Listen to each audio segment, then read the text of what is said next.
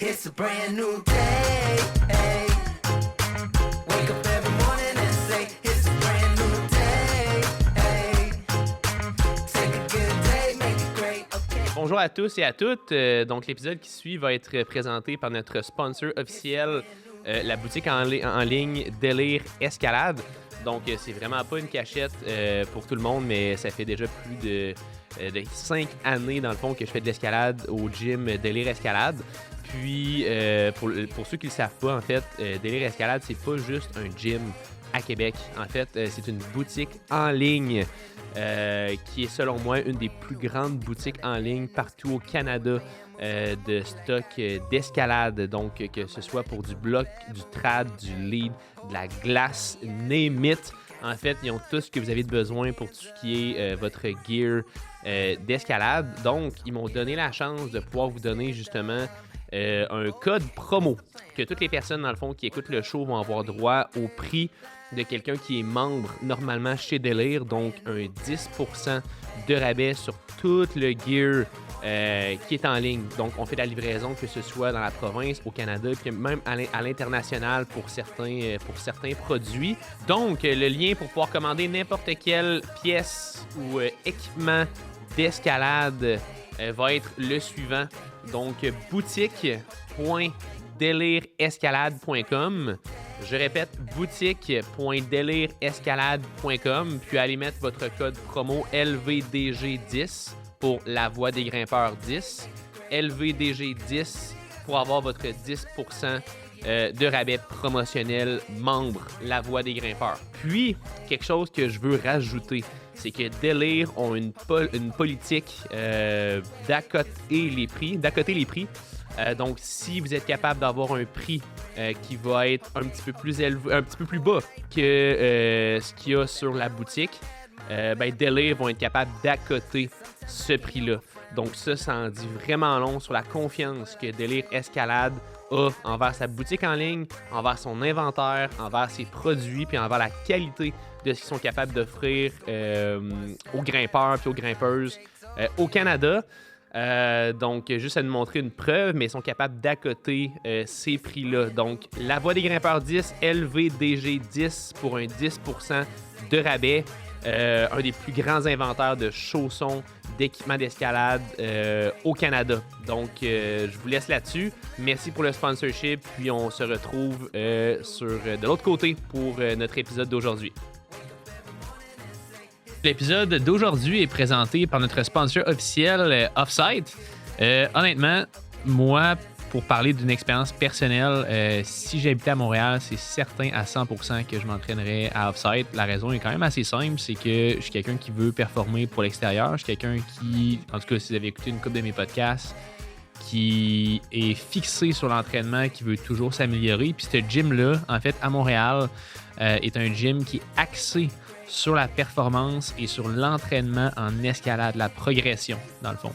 Ce qui est le fun avec Offsite, c'est qu'ils ont des coachs à l'interne qui font du coaching en présentiel. Donc, que ce soit pour les performances mentales, que ce soit pour les performances physiques, que ce soit pour les tactiques sur le mur. Ils vont vraiment pouvoir regarder tous les micro-détails que les jeunes grimpeurs ou même les grimpeurs expérimentés connaissent pas par rapport à l'escalade. Donc, honnêtement, si vous voulez vous entraîner puis si vous voulez progresser en escalade, aller chez Offsite, ce serait le meilleur move que vous pourriez faire. Le gym est ouvert de 5h du matin jusqu'à minuit le soir. Puis ils ont plusieurs boards d'entraînement que c'est pas tous les gyms qui ont accès. Donc, que ce soit le Tension Board, que ce soit un des plus grands spray wall au Canada. Fait allez voir sur leur page Instagram ou sur leur site web, c'est énorme ce qu'ils ont aménagé en termes d'équipement, d'entraînement, d'escalade. Le Grasshopper Board aussi, ils ont une salle de bloc qui est setée justement pour pouvoir performer, surtout en extérieur. Donc, go take a look. Puis, bon épisode. Donc, l'épisode d'aujourd'hui est présenté en fait par le brand officiel de notre invité Jean-Michel Bellavance, donc Mishmosh, qui est un brand de linge en fait qui est spécialisé en branding par rapport à l'escalade. Donc, c'est cool parce qu'on a fait une édition limitée La Voix des grimpeurs. Fait que pour les personnes qui l'écoutent sur vidéo, je pense que ça vaut vraiment la peine de le regarder parce que moi, quand j'ai vu le branding pour la première fois, pour vrai, je trouvais ça hot. Les insights qu'il y avait par rapport à l'escalade. Donc, si vous regardez bien lui que j'ai en ce moment, dans les mains, on voit le 6 mm jog. Fait que, en tout cas, pour les grimpeurs, vous savez que 6 mm, c'est pas tant un jog pantoute. Donc, Mishmosh, en fait, ils font des designs sur mesure, avec des couleurs sur mesure, avec des logos sur mesure. Puis on en a fait une édition spéciale, justement, pour La Voix des grimpeurs podcast. Donc, on va parler un petit peu de la mission aussi de Mishmosh, qui est quand même assez spéciale, qui est reliée à l'escalade au Québec, aux compétitions, puis à quelque chose de quand même assez clair à la fin de l'épisode. Donc, si vous voulez le contacter, ça va être Jean-Michel Bellavance sur Instagram. Il y a un lien dans sa bio pour pouvoir aller faire des commandes. Puis vous allez voir, vous allez avoir un super service que moi, j'ai eu. Donc, bonne écoute. Donc, bon matin à tous sur cet bel épisode de La Voix des grimpeurs. Donc, comme je l'ai dit, en fait, à chaque début d'épisode, le but du podcast, c'est vraiment de faire plusieurs choses, vraiment rassembler la communauté francophone d'escalade sur le globe. Ensuite de ça va être vraiment d'éduquer un maximum de grimpeurs par rapport à notre sport qui est en méga expansion depuis les dernières années. Puis aussi, probablement qu'à force d'écouter les invités en fait qui sont sur le show, ça va en inspirer un bon paquet de grimpeurs à soit s'investir plus dans le sport ou soit vraiment apprécier le sport encore plus. Puis, si vous ne l'avez pas déjà fait, je le répète, je suis gossant, je suis tannant, mais je vais continuer à le dire. Si vous n'avez pas encore donné un 5 étoiles sur les balados diffusion, que ce soit Apple Podcasts, Spotify ou sur YouTube, faites-le parce que ça nous aide énormément à percer sur l'échelle du marché de l'escalade. Donc, aujourd'hui, dans le fond, on a Jean-Michel Bellavance qui est avec nous sur le show, puis on va rentrer dans sa tête par rapport à tout ce qui est... Je viens de trouver drôle. Par rapport à tout ce qui est entraînement, par rapport à tout ce qui est nutrition, par rapport à tout ce qui est mindset. Puis Jean-Michel, c'est quelqu'un qui ça fait à peu près 7 ans qu'il fait de l'escalade. Il a grimpé plusieurs double digits, donc des V10 et plus, surtout à l'intérieur. Puis une des choses qu'on va parler vraiment beaucoup, c'est comment il va faire pour justement projeter, s'entraîner pour l'intérieur, comment il va vraiment... comment il va chercher une performance aussi rapide, parce que je sais qu'il send ses projets vraiment vite, puis je vous dirais que 2 fois par semaine, on voit quasiment des vidéos sur Instagram. Donc, bienvenue à toi, Jean-Michel. Je suis vraiment content que tu sois là aujourd'hui. Très content d'être là. Fait avant de commencer, là, j'ai parlé de toi un petit peu à notre audience, mais parle-moi donc de comment tu as commencé l'escalade en général, parce que ça fait juste 7 ans. Tu sais, ça fait pas... En fait, souvent, le monde qui grimpe depuis un certain temps puis qui ont atteint, mettons, V10 et plus, ça fait des fois 5, 10, 15... comme vraiment longtemps qu'ils grimpent, mais toi, t'as un background d'athlète avant d'avoir commencé l'escalade, mais t'as progressé vraiment vite. Fait que bref, parle-moi de toi. All right. Juste une parenthèse avant. T'as dit plusieurs double digits, mais techniquement, à l'extérieur, j'ai pas encore de double digits. En dedans, intérieur. À l'intérieur, je fais des double digits. Ouais. Des V11 des fois. Mm-hmm. Presque des V12, mais techniquement, aucune encore. Tout ça à délire. Je suis un grimpeur du Québec. Ouais. Je suis un grimpeur du Québec. Ouais, puis donc c'est ça. Avant l'escalade, j'étais un joueur de soccer. Fait que j'ai commencé le soccer à 4 ans. Puis jusqu'à 18 ans, je jouais au soccer compétitif 2A. Pas en 3. Malheureusement. Ouais, c'est bon. Ouais. Puis à 18 ans, justement, là, il y avait des bons joueurs dans notre équipe qui voulaient aller en 3A. Puis là, il y a eu des bouleversements dans l'équipe. Puis les joueurs avec qui restaient, ils ne se forçaient pas autant. Puis je n'étais pas satisfait. Okay. Puis à un moment donné, juste par hasard, un hiver, il y a une amie qui m'a invité à l'escalade. Puis ça m'a vraiment accroché parce que je pouvais forcer super fort.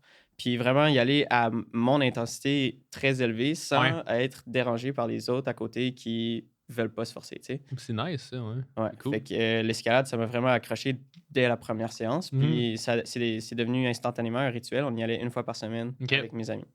Nice. Puis après ça, à un moment donné, on a pris un abonnement. Ouais. Et à partir du moment que tu as l'abonnement, ben là, tu payes plus à l'entrée, tu payes au mois. Ouais. Fait que là, tu viens 2, 3, 4 fois semaine. Ou comme Andrés, là, tu viens genre 6 fois par semaine. Mais même toi, je pense qu'avant, tu grimpais plus, mais maintenant, je pense que tu fais plus des séances longues. J'ai jamais fait 6 séances par semaine. Le plus que j'ai fait, c'est 4, puis c'est en ce moment. Avant ça, c'était toujours des 3 séances, mais c'était des séances jusqu'à l'épuisement. Jusqu'à ce que mort s'en suive. Ouais, jusqu'à l'épuisement total. Okay. Puis au début, avec mes amis de grimpe, on se donnait beaucoup de défis de dyno, puis de campus, puis des trucs plus burly, moins techniques. Là. Ouais. De grogner. ouais, vraiment. Fait que j'ai gagné beaucoup de masse musculaire rapidement. Puis j'ai perdu ma masse musculaire de cuisse aussi, de soccer. Fait que j'ai quand même shifté en à peu près 1 an de masse. Puis en à peu près 1 an et demi, j'ai fait ma première V10. OK. Puis... Après 1 an et demi? Environ. 1 an et demi, 2 ans. OK, attends, je vais juste faire une parenthèse. Genre, en tout cas, moi, ça fait 5 ans que je fais de l'escalade. Puis en dedans, je grimpe V8, V7, V8. Tu sais. Mais, tu sais, mettons, en 1 an et demi, V10, est-ce que... OK, méga parenthèse puis tangente, mais parle-moi donc, dans le fond, est-ce que ça a été une V10? Étais-tu soft? Est-ce que c'était dans tes forces? C'était quoi? Est-ce que tu étais rendu un grimpeur de V10 à ce moment-là ou tu avais grimpé une V10? Ah non, j'ai grimpé une V10. OK, c'est ça. Les autres sont venus assez rapidement après. J'en ai fait 2-3 dans les semaines qui suivaient aussi. Là. Ah, quand même! Mais en tout cas, de mon expérience personnelle, parce que en tout cas, les cotes, c'est personnel. Mais de mon expérience personnelle, je crois que les cotes avant, dans ce temps-là, étaient vraiment plus faciles. Okay. Parce qu'une V10 dans ce temps-là, c'était comme une V8 maintenant. Ish. Surtout à regarder mes vidéos. Fait que dans le fond, je suis un grimpeur de V10. Ouais, je suis un grimpeur de V10 en 2019-2020. Là. Yeah! Good job. Thanks.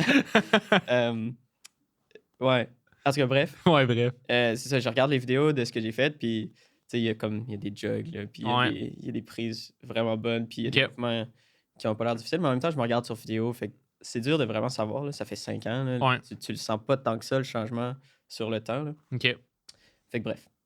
Je me suis amélioré quand même très vite, mais je grimpais vraiment juste... Je défonçais les prises. C'est ça. Je me plaçais pas sur le mur. Je pensais pas tant que ça au bêta. Je faisais juste... Si ça tenait pas, là, je la défonçais encore. Ça tenait pareil. Non, je tirais plus fort dedans. C'est comme ça que je passais les blocs. Aïe, aïe. Je tirais plus fort. C'est comme ça que je grimpais au début. Puis, à peu près tu sais, quand il y a eu la COVID, là, à peu près dans ce temps-là, justement, je commençais à flatter les V11. Là. Puis, la COVID frappe. Tout le monde... pogne une drop. Puis je suis redescendu à V8. Puis vu que j'étais comme plus faible à cause de la COVID, c'est là que j'ai commencé à regarder comme, OK, la technique, ce serait peut-être intéressant. Parce que je suis plus capable de tout défoncer. Fait que, j'ai commencé à essayer d'augmenter ma technique, mais j'avais pas de ressources. J'avais rien. Je regardais les gens autour grimper, puis c'est pas mal tout. Au début, je me rappelle, je regardais les filles grimper. Parce que les filles, souvent, je veux pas généraliser, mais ont moins de... Ils défoncent moins des prises, on va le dire même. Ben oui. Fait que je me disais, bon, si je suis capable de grimper comme eux, je vais avoir plus de technique. C'est ça que je faisais au début, dans les premiers mois. Puis après ça, à un moment donné, j'ai été prendre un cours d'escalade pour V4 et plus. Au PEPS. OK. Ouais. Puis ce cours-là, c'est vraiment stupide, mais on a fait des petits entraînements musculaires, puis beaucoup de... tu sais, on faisait de la théorie sur l'escalade, comment faire des campus, comment faire ci, comment faire ça. Puis même si c'était juste ciblé avec 4 et plus, ça m'a vraiment aidé à mieux analyser mon escalade. C'est fou, ça. Ouais. Puis après ça, dans les années qui suivent, j'ai fait de la compé. J'ai commencé le circuit de compé qui est juste en fait au Québec, des compétitions amicales dans les gyms à Montréal, puis à Délire, puis à Rock Gym. Tu reviens d'une compétition, là, je pense, en plus. Il y a une couple de jours, là. Mais bref. C'était vendredi. C'était vendredi, il y a 4 jours. Puis le championnat provincial, le championnat canadien. C'est comme c'est toutes les compés qu'il y avait. Mais là, je me suis mis à vraiment plus sérieusement m'inscrire à ces compés-là puis essayer de performer. Fait que, j'avais un objectif en tête. Ça, c'est en 2022, mettons, genre, Ouais. à peu près. Ouais. Jusqu'à Ok. 2023. Puis, OK. Puis là, dernièrement, parce qu'il me semble que dans la dernière année, je t'ai pas vu tant que ça dans les compétitions. Ouais. Là, cet hiver, Ouais. j'ai été en France. OK. Puis, quand on parle de la France, on pense à l'escalade. C'était Ouais. pas un voyage d'escalade. Dans mon parcours, j'étais rendu à un point où est-ce que je pouvais faire mes études entièrement en ligne. Mhm. Puis ma copine, elle, est allée en France pour faire un stage en présentiel. Fait que je me suis dit, c'est tant qu'à pouvoir vivre littéralement n'importe où sur la planète, je vais suivre ma blonde, Ben je oui. vais aller en France et je vais grimper dans les gyms et dehors. À Fontainebleau aussi, un petit peu. Ouais, j'étais 2 semaines à Fontainebleau. La météo était comme, nah, Ouais. mais ça arrive, c'est la Bad. vie. Ouais. Ouais. Puis ouais, c'est ça. Fait que si on revient un petit peu en arrière, dans mon processus de grimpeur, Ouais. si on veut, j'étais rendu encore dans un point où est-ce que j'essayais vraiment d'acquérir beaucoup de techniques, mais j'avais de la misère à comprendre comment faire, même avec le cours au PEPS, qui m'a quand même aidé. Ouais. Tu sais, je trouvais ça difficile d'analyser puis de savoir quoi faire Mhm. tout seul par moi-même parce que j'ai jamais eu de coach, Ouais. sauf au PEPS. Ouais. Fait que là, arrive en France, puis j'essaye. Il y a 2 gyms à Grenoble. Ben, il y en a plus, mais il y a 2 gyms que je considérais pour grimper là tout le temps, tu sais, prendre un abonnement. Ouais. Puis celui que j'ai fini par choisir avait presque juste des faces. J'ai accroché le micro. Ouais. Il avait presque juste des faces puis des slabs. Il y avait Ok. genre 2 dévers, puis c'était pas des gros dévers, là. C'était comme des 25-30 degrés. Là. OK. C'était vraiment des petits dévers. Ouais. Fait que c'était face légèrement déversant, puis des slabs beaucoup. OK. Puis mon expérience en général de ce gym-là, je veux pas dire la France au complet parce que c'est large, Ouais. mais mon expérience en général de ce gym-là, c'est qu'il y avait beaucoup de mouvements, même dans les dévers, où est-ce que c'était juste des mauvaises prises, puis il fallait comme trouver la position où est-ce que ça colle. OK. Tu pouvais pas Ah, ouais. compenser en forçant fort dedans. OK. T'avais comme pas le choix de trouver la position qui colle, puis des fois aussi de trouver la bonne courbe, la bonne ligne sur le mur à suivre pour que les positions soient faciles à OK. tenir. Ça, c'était moins Fait que- évident, mettons, qu'au Québec, on va dire. Ben, au Québec, c'est pas qu'il n'y en a pas. Ouais. C'est juste que à Québec même, Ouais. encore une fois, je grimpe pas tant que ça à Montréal. Ouais. À Québec, c'est très, très varié. Ouais. Puis une fois de temps en temps, il y a un bloc qui feel vraiment comme ça, vraiment français. Mais c'est pas juste ça, tu sais. OK. Alors que là-bas, c'était comme vraiment presque juste ça. Puis une fois de temps en temps, t'avais un bloc que tu pouvais défoncer les À prises. l'américaine, mettons. Ouais. Là, ouais. C'était comme pas inversé, mais quasiment. Ouais.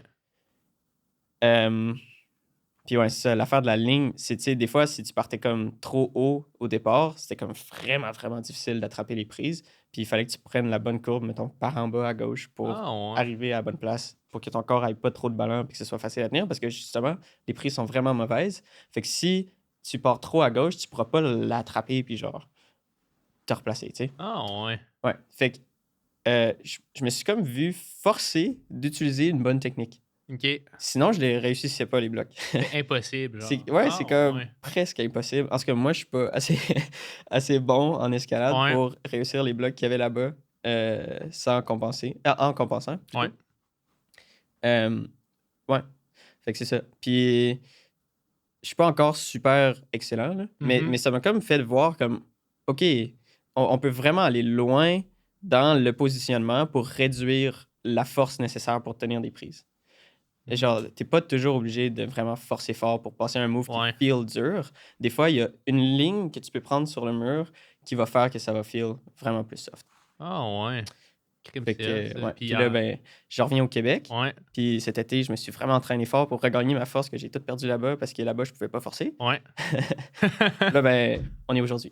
OK. Puis là, est-ce que tu dirais que le fait d'avoir grimpé là-bas pendant combien de temps? Pendant Techniquement, c'est 2 mois. 2 mois? Parce que j'ai pris genre 1 ou 2 semaines à Fontainebleau, puis 2 ou 3 semaines en Allemagne. OK, fait que t'avais comme un 3 mois, mais 2 mois aussi que tu pouvais faire de l'escalade. Genre. Ben, j'ai grimpé dans les 2 autres semaines. C'est à Fontainebleau, j'ai grimpé. OK, ouais. Puis en Allemagne, j'ai grimpé OK. dans mon tourisme. OK. Mais à ce gym-là que je parle, où est-ce que les mouvements étaient super, super durs, Ouais. 2 mois. OK. Puis est-ce que tu dirais que en revenant à Québec, avec cette acquisition-là de skills, plus ta force qui est revenue-ish dans les derniers mois, t'as vu une bonne progression ou bien pas Ouais. tant que ça? Non, je pense que j'ai vraiment progressé. En termes de cut, Ouais. j'ai pas nécessairement progressé. Tu sais, je suis un peu exactement où si on regarde juste les blocs que j'ai réussi dans le gym, là, je suis comme à la même place que j'étais avant. V10, V11, mettons. Là. Ouais, V10, V11. Mais je me sens vraiment moins forcé dans les blocs. Je me sens plus élégant, si on veut. Je me sens un meilleur grimpeur. Puis, ouais, je pense que j'ai pris un petit peu de progrès. Là. Tu sais, c'est sur mon plateau V11, si on veut. Là, je me rapproche du V12. Là. OK. Je le sens un peu. Ouais, puis tu es rendu là dans ces cotes-là. Ben, en fait, peu importe c'est quoi la cote, c'est tout le temps des micros, puis des micros, puis des micro-ajustements. Ouais, beaucoup d'obsession. Puis beaucoup d'obsession, exact. Ouais. Nice. Fait que, ben, en fait, justement, parle-moi donc de tu sais, là, on parlait que, tu sais, avant l'escalade, tu faisais du soccer. Tu faisais-tu d'autres choses autres que le soccer, mettons, en termes d'entraînement, ou c'était vraiment juste jouer au soccer, puis mettons de la salle d'entraînement, ou vraiment juste jouer au soccer?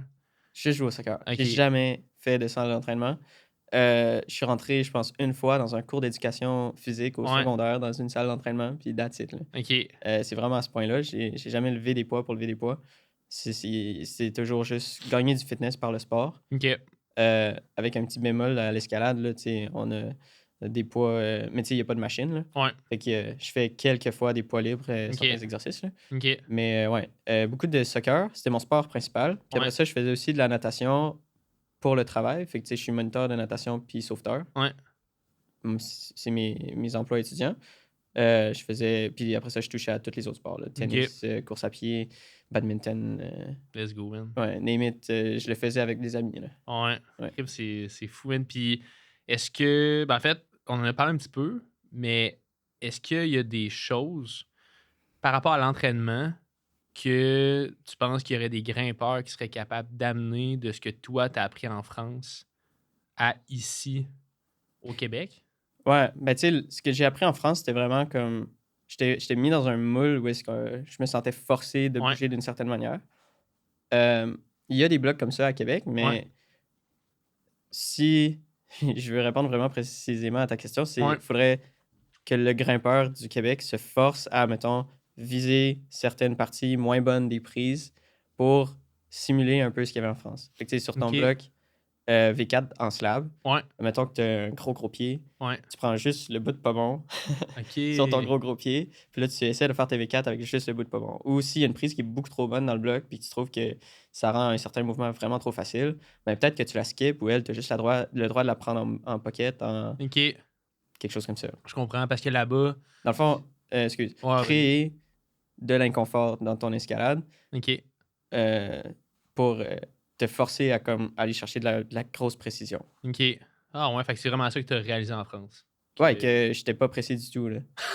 Dans le fond, essentiellement. Essentiellement, ouais. Puis t'as-tu d'autres trucs autres que ça, mettons, pour améliorer la précision du mouvement sur le mur? Autre que skipper des prises, mettons, puis...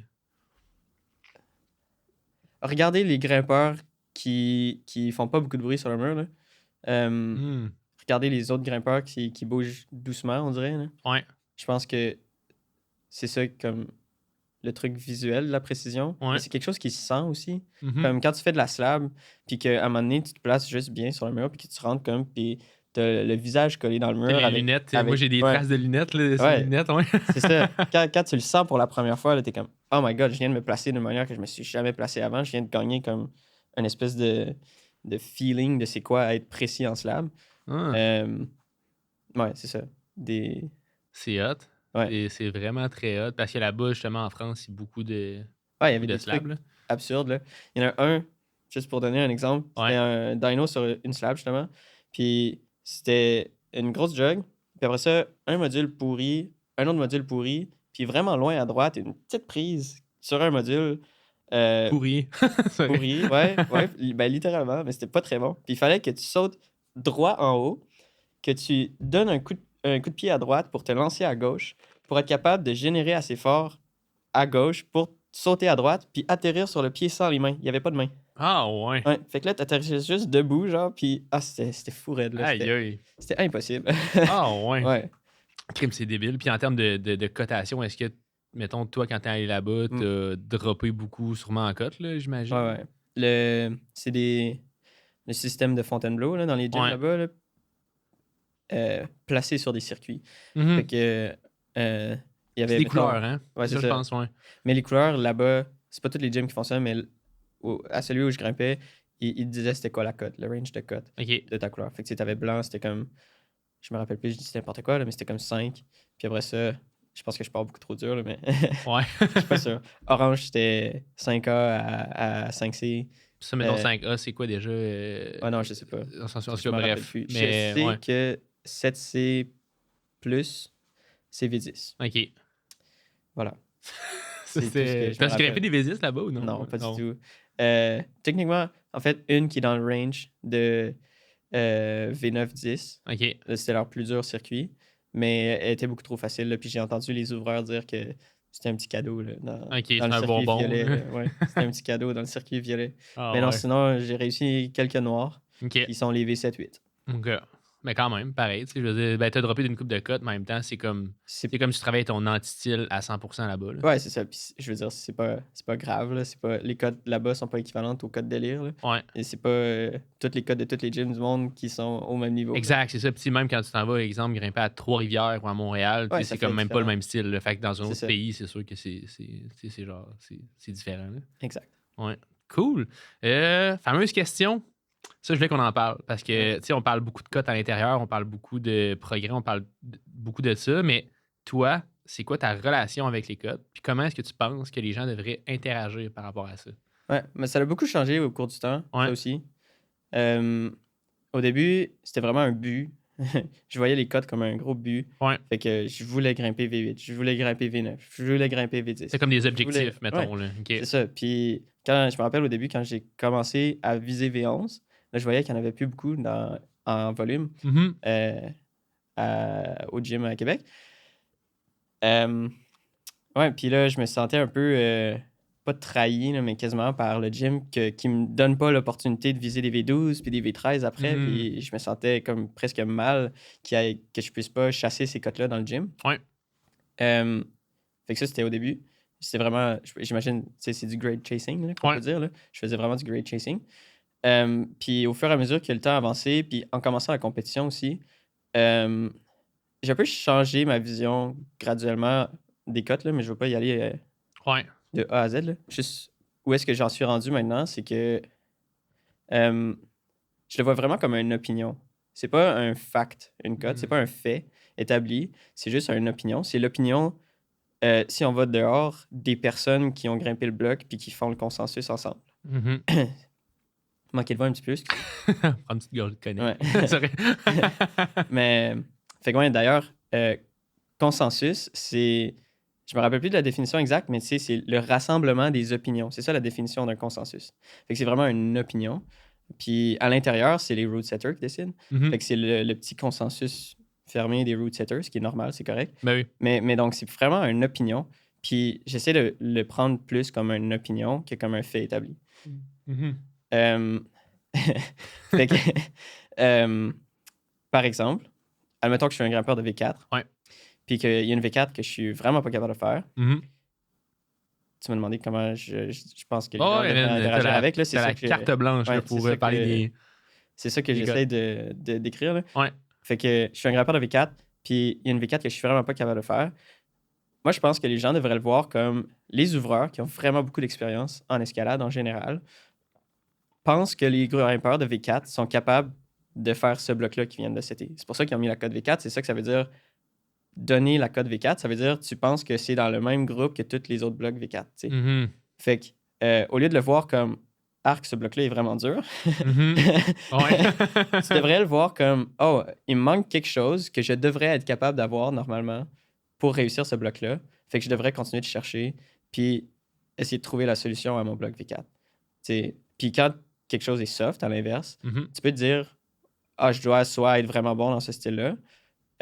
Ou peut-être que l'ouvreur, à l'inverse, n'était pas bon dans ce style-là, puis il a mis une cote soft. C'est fucking intéressant. Mais ouais, c'est ça. C'est la première fois que j'ai rencontré beaucoup de monde, c'est la première fois que j'entends cette opinion-là dans ces mots-là, mais c'est vraiment hot pour eux. Ouais, continue, excuse. Puis là, ça, c'est juste la partie opinion des cotes. Ouais. Quand tu prends en compte, en plus, tout le chaos autour de ça, que les conditions de la personne qui grimpe, les conditions environnementales, la météo, si c'est humide, si c'est chaud, si c'est froid, ta peau, ta perception de la difficulté. Genre, il y a Mhm. tellement, tellement, tellement, Ton- tellement, le tellement, côté tellement, émotionnel de cette journée-là Ouais, aussi. ouais. Puis ouais. il y a tellement, tellement de facteurs qui influencent la perception de la difficulté que, et comme, puis c'est pour ça que pour moi, c'est rendu juste une opinion. C'est impossible d'avoir un fait établi sur une cote. Il y a trop de variabilité. On n'a pas une méthode, genre, de tout démélanger ce chaos-là. Là. Ouais. C'est pour ça que le consensus existe. C'est que tu dis plus, il y en a qui vont donner leur opinion, plus on va se rapprocher d'une genre de moyenne où est-ce qu'il y a comme, ah, ça doit être ça. La vraie ish cote. vérité. Ouais. Ouais, la vraie cote. Ouais, entre guillemets. Ouais. Ouais. C'est ça. Puis, ouais, puis selon toi, comment tu penses que les gens devraient voir ça quand Ouais, ils ben, commencent en escalade? Moi, je pense que surtout, tu sais, t'es là pour aller. La majorité. En fait, j'espère que tout le monde fait de l'escalade pour avoir du fun. Là. Que ce soit genre. You know.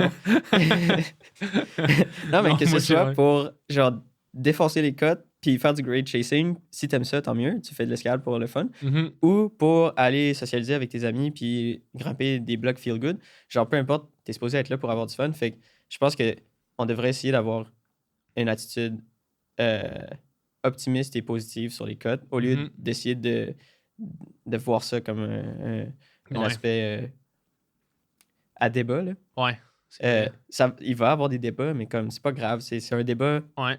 d'opinion. Là. Exact. Puis à quel point, selon toi, là, ça n'a même pas C'est rapport avec comme, ce que j'avais écrit, mais mettons, à quel point ça peut devenir. À quel point ça devient toxique, les cotes, mettons. Ben justement, quand tu t'attaches trop à la cote, quand, mettons que moi, je vais dehors, je trouve une roche que personne n'a trouvée avant, Mhm. là, je set un bloc, puis je dis que le bloc est V12. Là. Ouais. Puis après ça, il y a un gars qui est juste beaucoup trop meilleur que moi dehors, qui vient, puis qui downgrade ça à V8. Excuse-moi. Si j'ai associé la V12 à moi, puis que je dis comme, ah, c'est ma valeur personnelle, ce bloc-là est V12, genre, je sais pas trop comment bien Ouais. le dire, mais là, c'est sûr que je vais me sentir vraiment mal qu'il aille downgrade. Mais si je suis absolument pas attaché à mon bloc, que je fais juste genre dire, ah, ben, j'ai aucune idée, je l'ai proposé V12 parce que pour moi, à ce moment-là, ça virait V12. Ouais. Si la personne elle propose V8, la réaction que je devrais avoir, c'est, ah, ouais, comment ça?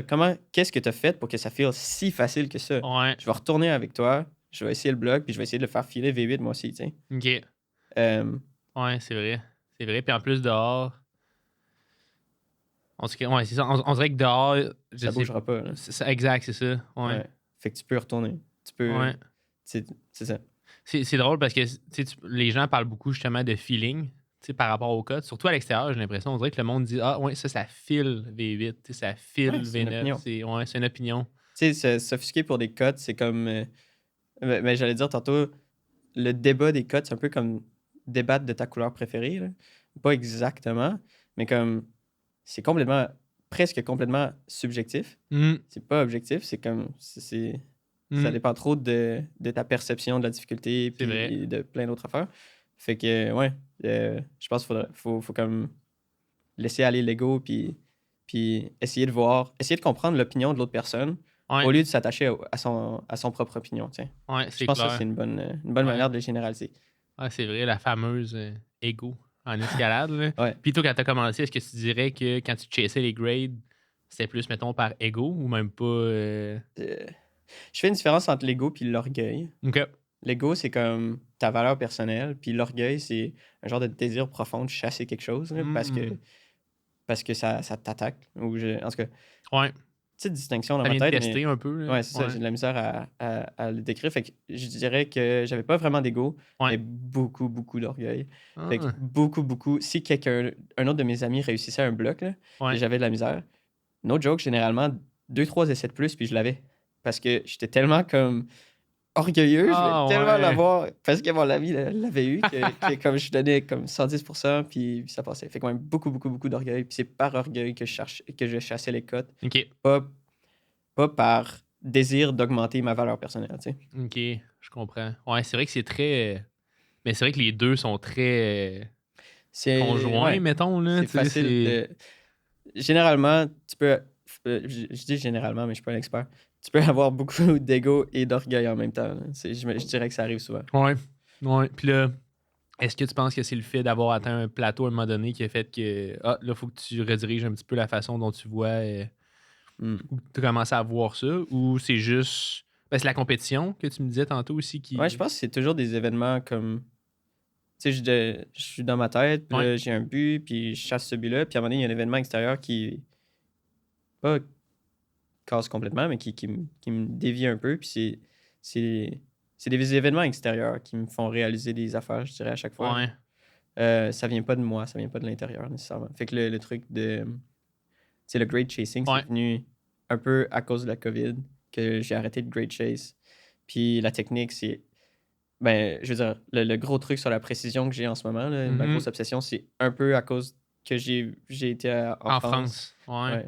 Fait que c'est comme tout le temps des remises en question qui arrivent souvent. Ben, en tout cas, dans ton cas à toi, qui arrivent. C'est un peu au hasard. Là. Ouais. C'est pas que je m'en vais sur Internet puis que je cherche toute la vérité sur ce sujet-là. Puis là, j'ai une grosse. Une révélation ultime, une éveil spirituel par rapport au code. Ouais. Puis, c'est semi-accidentel. Là. Ouais. Puis, tu sais, c'est sûr qu'en plus, il doit y avoir d'autres grimpeurs qu'eux autres. C'est à cause qu'ils atteignent un plateau, justement. Puis là, ils se mettent à moins avoir de fun.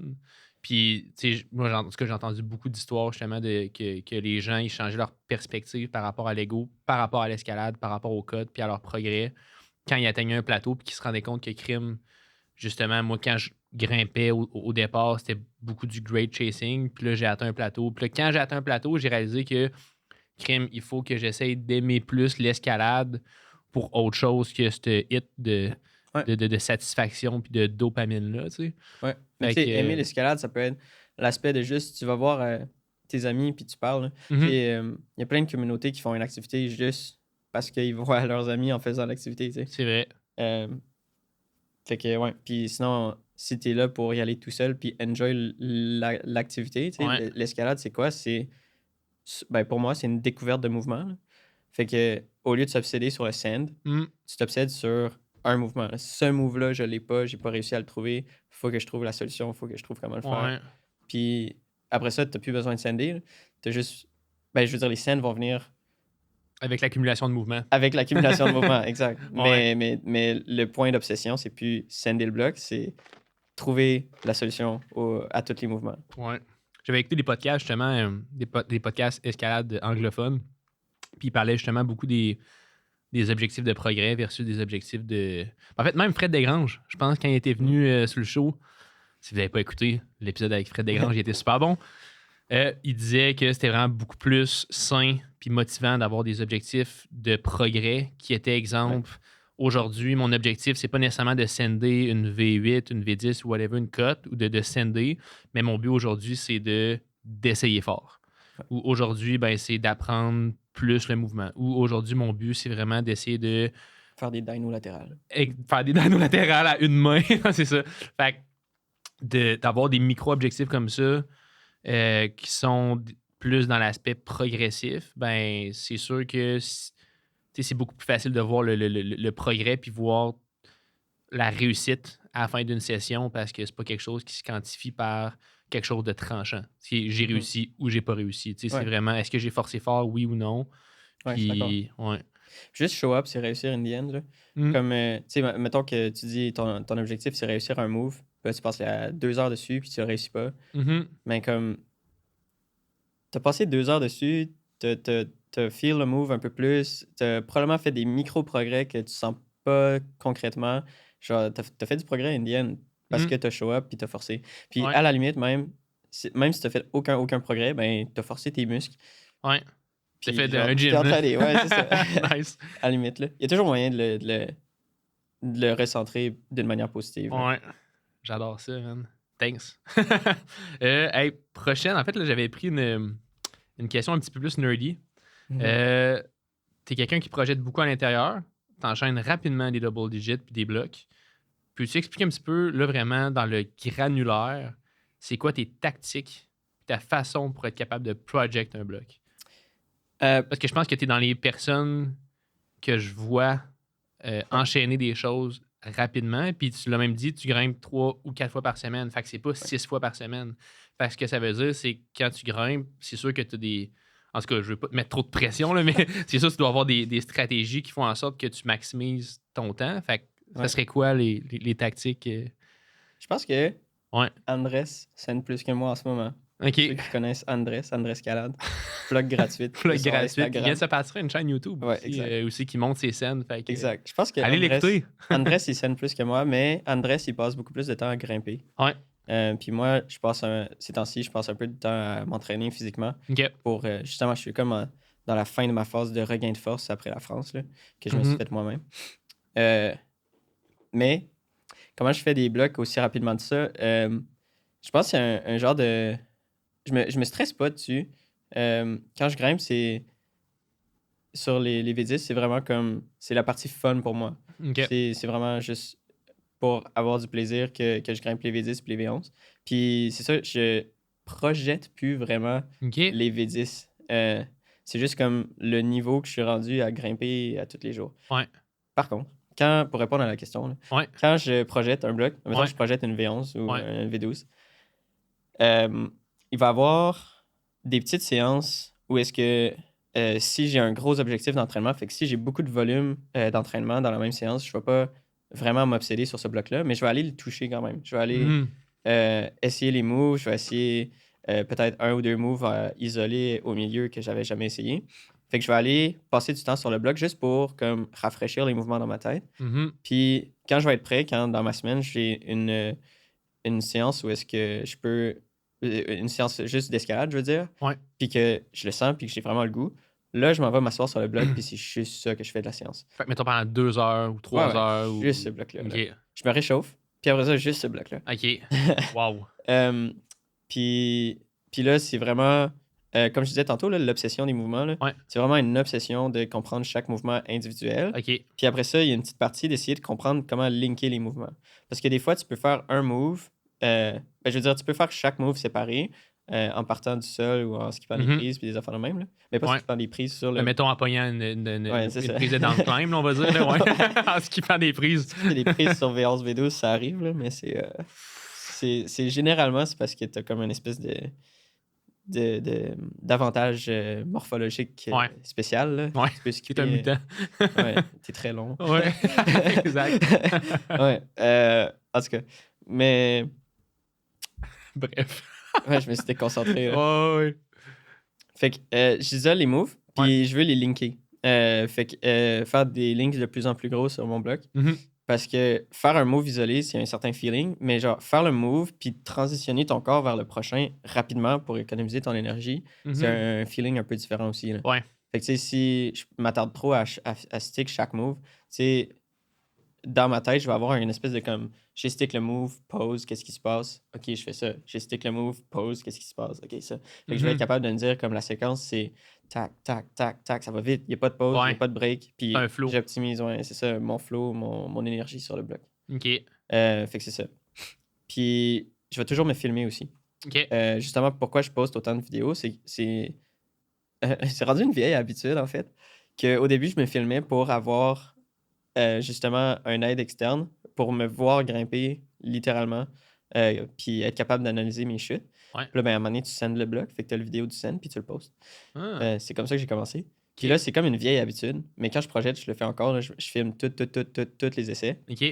Je les delete à la fin de la séance. Là. Ouais. Mais puis une fois que je tombe puis que je veux comme vraiment mieux comprendre ce qui s'est passé, là, je prends mon sel puis je vais regarder exactement ce qui s'est passé.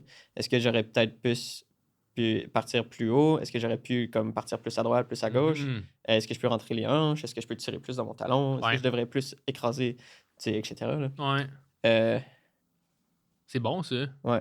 Pour vrai, c'est très cher. Puis même moi, dans les dernières années, je le fais un petit peu moins, ça. Me filmer de l'extérieur. Ouais. Je sais pas pourquoi je le fais moins. C'est quasiment une tâche, hein? Faut vraiment placer son sel, puis à chaque fois que tu passes sur le mur, tu pèses sur le bouton. Ouais. Sinon, tu te ramasses avec une vidéo de 3 heures, puis là, t'as plus de place. Exact, c'est ça que t'es fait. Là. Sur ton sel, là. Ouais, mais c'est vrai que c'est tellement hot de... Parce que, tu sais, mettons que tu te filmes pas, la seule vue que tu as dans ta tête de toi qui grimpe, c'est comme toi, mais pas à la troisième personne. Ben, c'est toi, mettons... C'est ton imagination, tu sais. C'est ça. Puis tu peux avoir une mauvaise imagination. Tu peux penser que tu es d'une certaine manière, mais finalement, tu es beaucoup plus bas, on va dire. Bas, droite, gauche, peu importe. Là. Ouais. T'es placé vraiment différemment sur le mur en vrai. Mais dans ton imagination comme kinétique. Là. Kinesthésique. Comment tu le feels, ouais, kinesthétique. Tu te feels plus haut, mettons. Ouais. Fait que ouais, c'est juste utile. Là. Ah, c'est clair. Ça te donne une manière différente de voir. Puis ça aide aussi à prévoir tes mouvements après, OK. avant de monter sur le bloc. C'est hot. Puis, Ouais. y a-tu des. Parce que là, tu parlais beaucoup d'isoler les mouvements puis devenir obsédé par rapport aux mouvements, mais est-ce qu'il y a des fois, il y a des moments où c'est que dans un bloc, tu fais aïe, OK, là, il faudrait que je sois plus fort pour faire ça, ou il faudrait que je commence à entraîner plus ça, ou est-ce que dans ta tête à toi, la force n'a aucun rapport avec le fait de sender plus fort? Ben là, aucun rapport, non. Hein. Ben, pas aucun Vraiment rapport, pas, là. mais est-ce que y a des moments où c'est que tu dis ah shit, je suis juste pas assez fort pour le faire, ou dans ta tête, c'est tout le temps OK, il faut juste que je tweak puis que je trouve ma façon de le faire? Avant, excuse-moi, avant, mettons, avant que je commence à camper à peu près, OK. oui, je me disais souvent, je suis pas assez fort. Mais comme je disais, tu sais, je faisais juste défoncer les prises tout le temps. Mhm. Fait que si ça tenait pas, je me disais, ah, c'est parce que j'ai pas forcé assez fort. Je suis Ouais. pas capable de forcer assez fort. Mais là, maintenant, c'est un mélange des deux. C'est comme, soit t'es pas assez fort pour générer la force pour se rendre à cette place-là sur le mur, Mhm.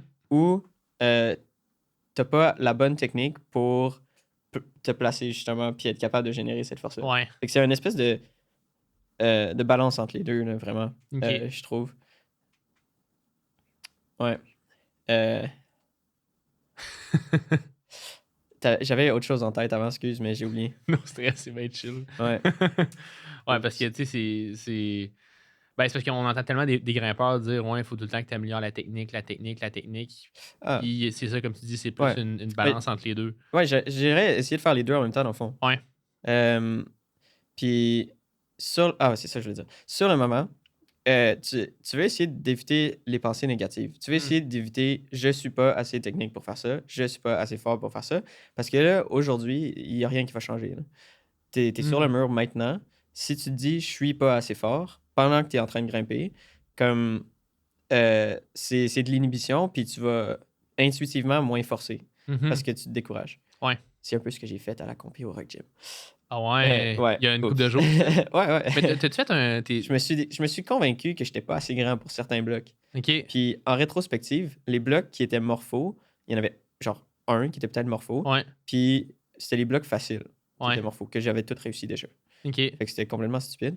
Mais je veux dire, ça arrive. Tout le monde a des faiblesses. Là. Ouais. Fait que pendant que tu grimpes, tu veux toujours éviter le négatif. Tu veux te remplir la tête avec soit du problem solving, avec l'obsession sur le mouvement, ou des pensées positives de OK, prochain essai, là, je vais vraiment y aller fort, ou je vais vraiment rentrer les hanches, ou je vais vraiment y aller précisément, ou je vais vraiment tirer la main super loin en bas à droite, puis je vais garder ça statique. Je vais, tu sais, des cues mentales. Ça s'appelle du cueing. Là. Il y a plein d'affaires sur Internet sur le cueing. Ouais, OK. Cue, c'est C-U-E-I-N-G, cueing. OK. Puis c'est ça, c'est se donner des cues. Comme je viens de faire la petite liste, là, tirer plus fort, aller plus vite, etc. Là. Puis le cueing, si tu te fais des bons cues, ça peut aider. Admettons que tu as besoin d'être tout délicat, puis là, tu te dis, je vais défoncer la prise, ben là, c'est un mauvais cue. Tu te tires dans le pied. Mais si la solution, c'est être délicat, puis que tu te donnes un cue d'être délicat sur le bloc, ben là, tu vas mieux te placer, puis tu vas peut-être trouver la solution. Ça te donne un genre de 10% plus proche, mettons, de réussir. Ouais. Puis si t'es pas assez fort, ben, OK, be it, t'es pas assez fort, mais c'est quelque chose à évaluer après la grimpe ou avant, pas genre pendant. Ouais. Ah ouais, c'est malade, ça. Le cueing, c'est sûr qu'à soir, je vais faire des recherches là-dessus. C'est tellement, moi, je suis tellement quelqu'un genre qui... J'aime ça. Moi, je suis un genre de nerd de l'escalade. Là. J'aime tellement ça tout le temps comme en apprendre. Parce que je pense que des fois, c'est même une... Ça peut être mauvais comme ça peut être bon, dans le fond, de tout le temps vouloir apprendre puis de te bourrer de connaissances parce qu'à un moment donné, tu as tellement de connaissances que ça te déborde. Tu sais plus trop c'est quoi qui fait du sens puis qui fait pas de sens. Mais ça, tu rajoutes des doutes, en fait. Ouais. Ben, tu te mélanges. Tu sais, t'es comme... Quand t'es... C'est comme... c'est quoi déjà... J'avais déjà entendu une analogie. Là. J'avais lu une analogie dans un livre. Là, puis c'était...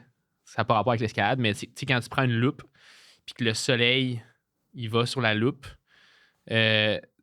ça fait pas nécessairement du feu ou quoi que ce soit, mais quand tu rapproches la loupe puis tu concentres le soleil, le soleil avec une loupe à quelque part, ben, ça peut pogner en feu. Mais ça, c'est à cause qu'il y a comme un focus entre le soleil et la loupe. Mais si tu n'as pas de loupe ou quoi que ce soit pour mettre le focus sur quelque chose puis tu as du soleil partout, ben, ça ne créera pas d'étincelle pour faire du feu. Fait que, un petit peu comme par rapport à la connaissance. Tu sais, si tu as 50 millions d'affaires que tu connais dans ta tête, mais que tu n'appliques rien avec focus sur faire quelque chose, ça ne pognera pas en feu. Tu n'auras pas de momentum puis tu ne créeras pas de l'effet désiré. Où c'est que je m'en allais? En tout cas, j'espère que je n'ai pas trop perdu. Non, bref, on aime ça. Ça fait du sens. OK, good. Nice. Good. Puis en dehors de ça, t'as-tu des... OK, fait que le queuing. Ça, j'adore ça. La cadence aussi. Tant qu'à avoir des petits trucs là, cool. Ouais, ben ouais, vraiment. Ouais. J'en ai un peu parlé tantôt, mais sans utiliser le mot cadence, là, c'est linker les moves, tu sais. Tu peux le faire très lentement. Tu peux faire tes moves lentement, puis réfléchir au move à chaque fois avant de faire ton move. Ou tu peux apprendre la séquence comme un move, là. C'est pas un mouvement, mais tu peux apprendre la séquence, puis vraiment l'accélérer. Fait que accélérer ta cadence dans un bloc où est-ce que tu n'as pas... Dans les mouvements où est-ce que tu n'as pas nécessairement besoin de précision, les moves les plus faciles du bloc, ça peut vraiment t'aider parce que là, une cadence rapide dans les moves... vraiment faciles, pas limite, ça t'aide à avoir plus d'énergie sur le move limite. Fait que pratiquer sa cadence, pratiquer à grimper vite dans des blocs faciles, ça peut être cool aussi. Pour comme briser l'espèce de... Tu sais, c'est fun d'avoir l'air d'une tortue là, ou d'un paresseux sur le mur puis de grimper tout doucement. Là, ça peut être vraiment méditatif. Ouais. Mais quand on parle de performance, ben, des fois, grimper trop lentement, ça fait juste te brûler. Là. Ouais, c'est vrai. C'est clair. Ouais. Puis tu sais, juste même le fait, à la limite... J'avais déjà vu une vidéo sur YouTube d'un gars, encore une fois, quand je me suis bourré d'informations sur les internets. Mais le gars, justement, ce qu'il faisait, c'est qu'il se filmait puis justement, il calculait le temps. Fait que là, après ça, il avait remarqué que la fois qu'il avait sendé son bloc, c'est qu'il avait essayé de grimper vraiment plus vite. Puis je pense qu'il avait grimpé 20 secondes plus vite son bloc. Mais tu sais, c'est un long bloc, là, on s'entend. Là. Ça, il prenait comme 1 minute 30 le grimper. Mais la fois qu'il avait sendé, ben, il avait sendé parce qu'il avait grimpé en genre 1 minute 5 ou 1 minute 10. Puis c'était comme son objectif, tu sais. Fait que c'est vraiment, c'est très... Son cue, c'était la cadence. La vitesse, exactement. Ouais. Ah, c'est crème, c'est très hot. T'as-tu d'autres trucs comme ça? Par rapport tant qu'à te tirer ton jus de tête. Non, je dirais rester positif. Essayer vraiment fort un bloc, même si ça marche pas. Même si toute la séance, tu fais juste ça, puis t'échoues. Puis penser à tes cues. Là. C'est les trois plus gros. La cadence, moi, ça vient naturellement. OK. Fait que il y a comme jamais de moment où je me dis faut que je grimpe plus vite. Ouais. C'est juste comme je grimpe vite, en général. Ah, c'est clair. Puis t'as pas de recette, là. Tu sais, mettons, quand t'arrives devant un bloc, non. la première fois que je fais mon bloc, c'est ça que je vais focusser. J'ai pas de rituel. OK. J'ai pas de rituel. Parce qu'il y a des grimpeurs qui en ont, tu sais, des fois, qui sont vraiment méga méthodiques par rapport à leur façon de travailler, là. Non, j'ai pas vraiment de rituel. J'en ai à l'extérieur. OK. Mais ça fait trop longtemps que je les ai faites. Comme ils ont probablement changé, là. Ouais. Mais dehors, j'ai vraiment un rituel que comme j'apporte un maté. Comme le premier 15 minutes est toujours pareil. Puis après ça, je commence des tries. Puis je me dis la même chose dans ma tête. Puis j'ai un gros rituel. Mais pas à l'intérieur. OK. Puis as-tu des rituels de warm-up, par contre, pour comme tester? Non, je suis vraiment un mauvais warm-upper. Coupé au montage, non, c'est vrai. Ouais, je suis vraiment un mauvais réchaud. J'ai pas de réchaud. Là, en fait, j'en ai un, mais je sais déjà qu'il est pourri. Il réchauffe pas tout mon corps. Il réchauffe pas vraiment mes jambes. Puis, faudrait que j'améliore ça. À bien y penser. À bien y penser. Mais historiquement, je me réchauffe juste en grimpant des blocs. Là. OK. Puis là, maintenant, je rajoute quelques exercices sur les rotator cuffs. Ouais. Puis justement, tu sais, ça n'a même pas rapport avec les questions que j'avais préparées, mais toi, de ton côté, l'entraînement pour l'escalade, est-ce que tu le fais avant, après, ou séparé en termes de journée par rapport à la grimpe? OK. Séparé, je viens d'ouvrir. Mettons, il y avait comme est-ce que quand tu t'entraînes, on va dire, comme moi, par exemple, quand je m'entraîne pour l'escalade, exemple, faire du hangboard, des pull-ups, etc., tu sais, souvent, je le fais, mettons, 30 minutes avant de faire ma séance de grimpe.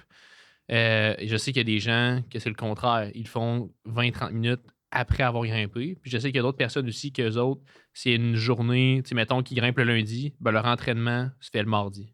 Mhm. Ou, bref, une autre journée. Ouais. Encore, cet été, j'avais un horaire spécial, fait que je grimpais genre matin-soir. Mhm. Fait que ça comptait comme une séance dans ma tête. Matin et Ok. soir, c'était une séance. Euh, Ouais, puis on en avait parlé, ça, quand on s'était vu au ouais, un gym. petit peu. Ouais, Ouais. tu m'avais dit que tu faisais souvent souvent que dans un scénario optimal, t'aimais ça, faire des two-a-days, là.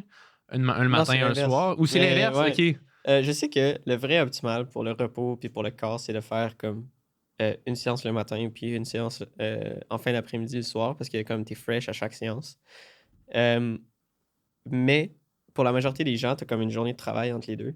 Ouais, c'est pas You tout le know? monde qui est un pro grimpeur. Ouais, c'est ça. Pour Ouais. comme un immortel comme moi, Ouais. t'as une journée de travail entre les deux. Fait que t'arrives à ta séance de soir puis t'es pas sharp mentalement. Ouais. Fait que moi, je préfère avoir une séance au complet juste parce que je suis sharp mentalement puis je trouve que ça marche mieux pour moi Mhm. dans mon contexte de vie. Ok. Puis j'ai pas toujours fait ça. J'ai commencé justement en avril, après la France, à faire ça. Avant, c'était complètement désordonné. Ok. Euh, mais si je m'entraîne en power, fait que Ouais. ça veut dire tirer fort sur une barre puis aller loin, Être explosif. être mettons. explosif, Ouais. ou en max strength, ça veut Mhm. dire le plus fort que je suis capable de forcer mon pull-up, le plus Ouais. fort que je suis capable de mettre sur mes doigts Avec des poids, par exemple. avec des poids. Ouais. Ça, c'est avant la grimpe. Puis ma logique, c'est que c'est des systèmes énergétiques qui se fatiguent rapidement. Fait que tu veux comme les attaquer, tu veux les stimuler pendant que tu es fresh. Mhm. Fait que tu le fais avant de grimper. Puis après, à la fin, tu vas grimper, mais comme pas des projets. Là. Ouais. Tu vas grimper pour des mouvements. Fait que tu essaies de faire des dynos, tu essaies de faire de la slab, tu essaies de faire ci, pis ça. Là. Ok. Puis si c'est du power endurance, si je veux entraîner à l'inverse, comme forcer longtemps, Ouais. là, je le fais après parce que c'est des systèmes qui demandent d'être fatigué. C'est ça. Fait que tu t'entraînes ta fatigue, Ouais. t'entraînes Exact. ta tolérance à la fatigue, j'imagine. Mhm. Fait que je grimpe avant pendant que je suis fresh, Mhm. puis je fais des projets. Ouais. Puis après ça, je vais me finir, Ok. si on veut, avec les exercices. Ok. Vraiment Ouais. intéressant, ça.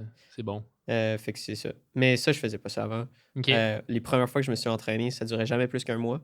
Puis, Ah ouais? ouais, parce que j'avais pas de structure. Puis c'était à la fin tout le temps. Ok. Parce que je préférais grimper, fait que je le faisais avant. Ouais. Ah ouais, crime, c'est hot. Puis là, tu sais, tu viens de parler d'un point. Tu sais, au début, toi, tu t'entraînais pas vraiment. Mais Ouais, selon j'ai toi, essayé de m'entraîner quelques fois. ouais. Puis c'est ça, ça durait jamais plus qu'un mois et demi. Ok. Après, je m'étonnais. Je recommençais à juste grimper. Ah ouais. Ouais. Tu penses que c'est à partir de quand qu'un grimpeur devrait dire, OK, tu sais quoi, là, ça fait du sens. Parce que toi, tu étais fort. En tout cas, je pense que tu étais fort quand tu as commencé à grimper. Tu sais, je veux dire, pour être capable de grimper V10 Non, en un an et demi. Non, t'étais pas. j'étais un joueur de soccer. J'ai commencé, j'avais de la misère à faire des V2. J'en faisais, Ok. mais j'avais de la misère. Mais crime, qu'est-ce qu'il a fait? Que t'as Le pu- campus puis les dinos. OK. Je sais pas si je l'ai dit tantôt, mais je faisais Ouais. beaucoup de campus puis de dino avec mes amis. OK. Fait que chaque séance, c'était comme des séances de power. Ah, Parce que je faisais ouais. du campus, puis je faisais des trucs qui demandent d'exploser. OK. Fait que littéralement à chaque semaine, parce qu'au début c'était une fois par semaine, c'était Ouais. pas 3 fois par semaine, à chaque semaine, je faisais une séance de power. Ben, Fait que, of course, mon tabarnouche. power a explosé, tu sais. C'est intéressant, ça. Parce que j'étais sûr que tu avais, à la base, une force, dans le fond, de power ou Ah quoi que non, ce soit. j'avais des OK. petits bras avant. OK. Anecdote drôle, au cégep, Ouais. j'avais fait un déguisement d'escalade. Pas un excuse, un déguisement d'Halloween, On est quasiment d'escalade, ouais. lapsus. Un Ouais. déguisement d'Halloween au cégep. Puis c'était un chandail blanc avec des lignes de tape noires. J'étais un bonhomme allumette. OK. Parce que j'étais vraiment mince puis petit. J'étais comme fait Ah, bâtir sur ouais. un frame de chat, ouais. OK. Puis là, maintenant, t'es, en tout cas, pour les gens qui nous écoutent sur YouTube, vous pouvez le voir, là, il y a des guns. He's got guns.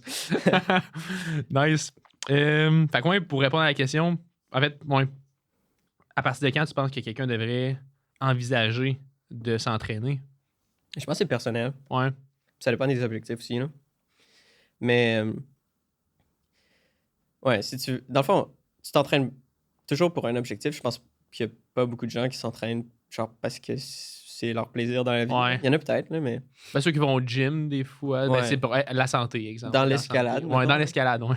Je pense pas qu'il y ait beaucoup de gens qui s'entraînent juste parce que c'est fun. Il doit en avoir, en fait. Ouais. Je veux pas généraliser. Mais, fait que je dirais, faut que tu aies un objectif qui qui est assez gros, là, qui te Ouais. passionne assez, puis que le vrai problème, ce soit ta force.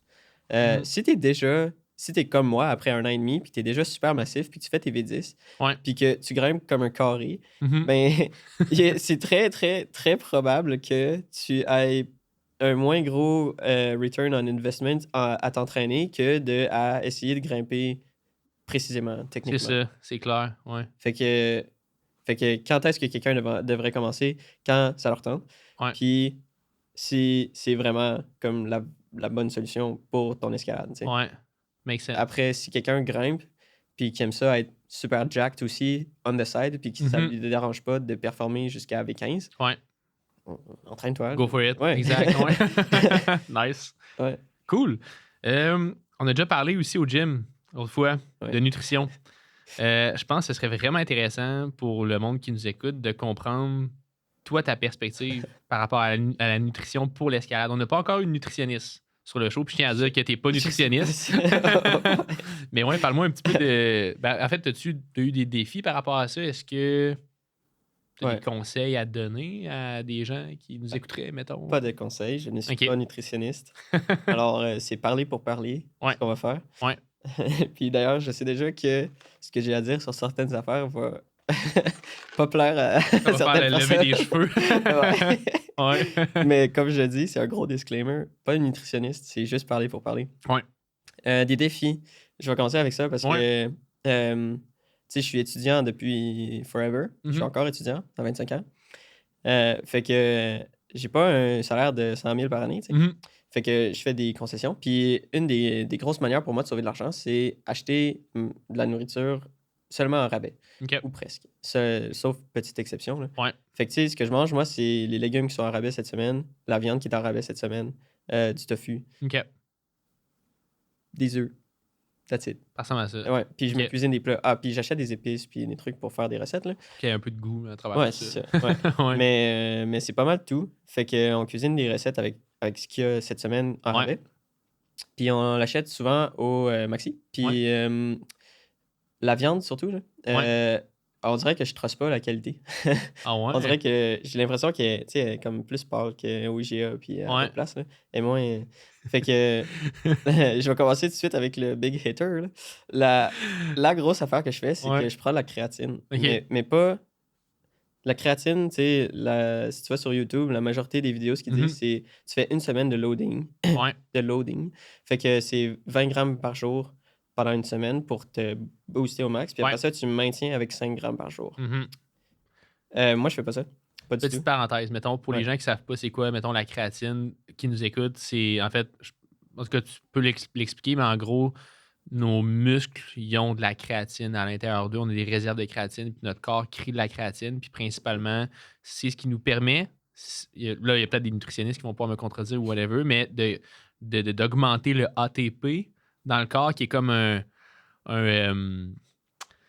C'est tout ce ton qui est énergie. power, Ouais. force, des efforts rapides. En bas, je pense, de comme une trentaine de secondes, c'est C'est les réserves la de source créatine. d'énergie de tes cellules, Ouais. l'ATP. Puis tu peux créer de l'ATP de différentes manières. Mhm. Puis il y en a une c'est la créatine. C'est ça. Puis en général, la manière de créer de l'ATP, de la créatine, c'est la manière de power. Fait que les grosses demandes d'énergie, c'est pas de l'endurance en général. Ouais. C'est pas la course à pied, tu sais. Non, c'est ça. Ouais. La course à pied, tu vas créer de l'ATP, puis tu vas en faire un peu avec ta créatine, mais c'est pas genre ça qui est limitant. Ouais. En escalade, surtout en bloc, Ouais, surtout en bloc, ouais. je veux dire, tu es pratiquement toujours en train d'utiliser tes systèmes d'énergie où la créatine est cool. Où Ouais. la créatine est utile. Ouais. Fait que je prends la créatine, pas 5 grammes par jour comme recommandé. La recommandation. D'ailleurs, la vraie recommandation, là, si tu vas prendre des études scientifiques, c'est entre 3 à 5 grammes C'est ça, ouais. pour une personne d'environ pour une personne d'environ 160 livres, je sais plus, là, mais fait que, tu sais, Dans ces eaux-là, là, ouais. la vraie dose recommandée, c'est je sais plus combien par kilogramme de masse corporelle. Tu sais. OK. Fait que quelqu'un qui pèse 200 livres ne devrait pas prendre la même quantité que quelqu'un qui prend 100 livres. C'est ça, c'est Qui ça. pèse 100 Ouais. livres. En tout cas, bref, petite Ouais. parenthèse, là. Mais fait que moi, je prends pas 5 à 3 grammes parce que mon but, c'est pas de supplémenter ma créatine. C'est juste de prendre de la créatine un petit peu parce que je ne trosse pas la viande que je mange, OK. que j'achète au Maxi. Fait que je prends J'avais vu que quand Parce tu que la manges un... créatine, encore une parenthèse, il y en a dans la viande. C'est ça, Surtout ouais. dans la viande rouge, Ouais, ouais, principalement. c'est Ouais. ça. Fait que... Fait qu'un steak, c'est à peu près 1 gramme de créatine. Mhm, Fait que je prends 1 gramme de créatine par jour. mhm. C'est ça ma logique. Puis là, ben, il y a certaines personnes qui pensent que tant qu'à prendre la créatine, je devrais juste maxer ma créatine. Ouais.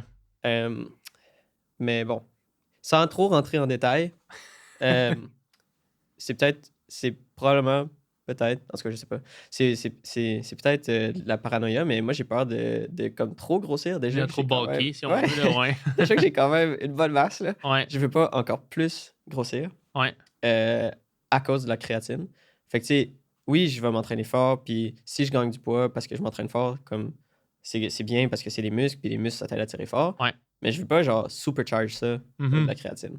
Ouais. Parce que j'ai l'impression que j'ai des gènes pour devenir Tu genre... pourrais devenir bœuf, mais pas bœuf, genre de pèse Ouais. 200 livres, mais mettons, mais tu Ouais, pourrais, c'est ça. tu pourrais devenir bulky. Là. J'ai Ouais, l'impression que je la pourrais masse vite. devenir beaucoup trop gros pour l'escalade. Ouais. Fait que je veux pas, genre... Tu sais, je veux peser sa pédale doucement, là. Ouais, exact. Puis, tu sais, en passant, pour le monde qui nous écoute, la créatine, c'est pas des stéroïdes. Là. Non, Je non, me non. souviens que moi, quand j'étais jeune, là, tu sais, puis moi, j'ai joué au foot avant, là, puis la créatine, c'était classique. Là, tu sais, c'était un supplément qu'on prenait. Ouais, ben comme il y en a dans la bouffe, là. Il y en a dans la bouffe, c'est ça, on en Ouais. produit tu sais, nous-mêmes. Fait que, tu sais, puis je pense que c'est le supplément le plus testé depuis les 50 dernières années qui Ouais. est safe. Là. Fait que autant gars, filles, whatever, c'est bon, c'est correct. Ouais. Good. Fait que moi, puis à part ça, niveau Fait que, nutrition. ouais, un petit peu de créatine. Après Ouais. ça, l'autre affaire qui est pas... que je recommande pas, mais que je fais, OK. c'est pas que je le recommande pas parce que c'est pas recommandé, c'est juste Ouais. que je le recommande pas parce que je suis pas T'as pas la certitude. techniquement un expert. C'est En fait, ça. même les études disent que ça sert à rien, ce que je fais. OK. Mais je le fais pareil. Nice. Fait que je prends pas tout le temps, je suis pas super assidu sur ça là, c'est pas l'affaire que je suis le plus Ouais. assidu, mais je prends avant mes séances d'escalade une cuillère de gélatine. OK. Pourquoi? Parce que la gélatine, ça a les protéines qui permettent à tes articulations, dans le fond, qui constituent tes articulations. Ouais. Puis l'autre affaire qui est importante à savoir, c'est que tes doigts, oui, il y a de la circulation sanguine. Gélatine, c'est du collagène? La gélatine, pour faire du collagène, tu prends de la gélatine. OK. Fait qu'au niveau de la protéique, au niveau Ouais. protéique, c'est la même chose. C'est presque Ok. la même chose. Puis le collagène coûte plus cher que la gélatine. OK. Fait que je prends de la gélatine. Même Ouais. si ça goûte la vache, là. Ouais. En tout cas, Bref. bref, fin de la parenthèse. Il y a de la circulation sanguine dans tes doigts, mais elle est très faible. Puis quand tu fais de l'escalade, elle est activée. Tu sais, Ouais. il y a plus de blood flow, puis il y a plus de circulation dans tes doigts. Mhm. Fait que la raison pourquoi j'en prends, très, très simplifié, c'est que je me dis que ça vient donner un surplus des acides aminés pour mes doigts pour qu'ils puissent mieux guérir quand Ok. je prends de la gélatine versus quand j'en prends pas. OK. Puis aussi souvent, le drawback de ça, de la gélatine, c'est que tu sais, les protéines, ton corps, il peut les défaire puis les réutiliser ailleurs. Mhm. Fait qu'il y a comme rien qui t'assure que la gélatine, elle se rend à tes doigts si tu n'as pas bien mangé. Mhm. Si il te manque de protéines au moment où est-ce que tu prends ta créatine, ta gélatine, pas la même chose, au moment où est-ce que tu prends ta gélatine, ben peut-être que ça va être utilisé n'importe où ailleurs, tu sais. Ouais. Recyclé, dans le fond. Fait que ce que je fais, c'est que je prends du whey protein aussi, parce Ouais. que ça, c'est une protéine complète. Ouais. Fait que là, je me dis, j'ai pris ma whey protein, j'ai assez de protéines pour tout mon corps. Ouais.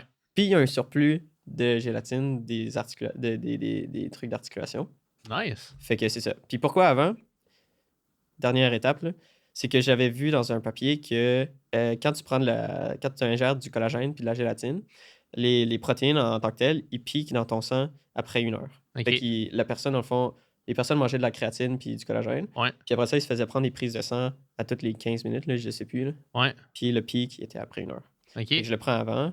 Pendant ma séance d'escalade, il y a de la circulation dans mes doigts. Les protéines se rendent. Puis après ça, je me dis, ça va m'aider à guérir. Ça va m'aider à récupérer. OK. Fait que c'est une théorie, là. C'est genre. C'est pas basé sur un papier scientifique qui a démontré que faire ça, ça aide. Pas Ouais. du tout.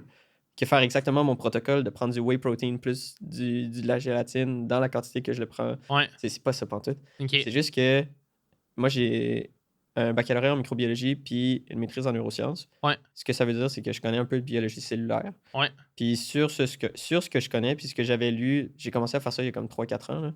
Sur ce que j'avais lu, ça faisait du sens pour moi. Fait que je me suis dit, let's go, je vais le faire. On le fait, OK. Puis est-ce que t'es depuis le Honnêtement, protocole? Est-ce que je sais pas si c'est placebo, mais Ok. oui. OK. Quand je le fais, je trouve que mes doigts sont plus bulletproof. sont Aïe, plus aïe, solides. OK. Nice. Mais j'aime je ça. sais pas si c'est placebo. Ça peut être placebo. Ouais.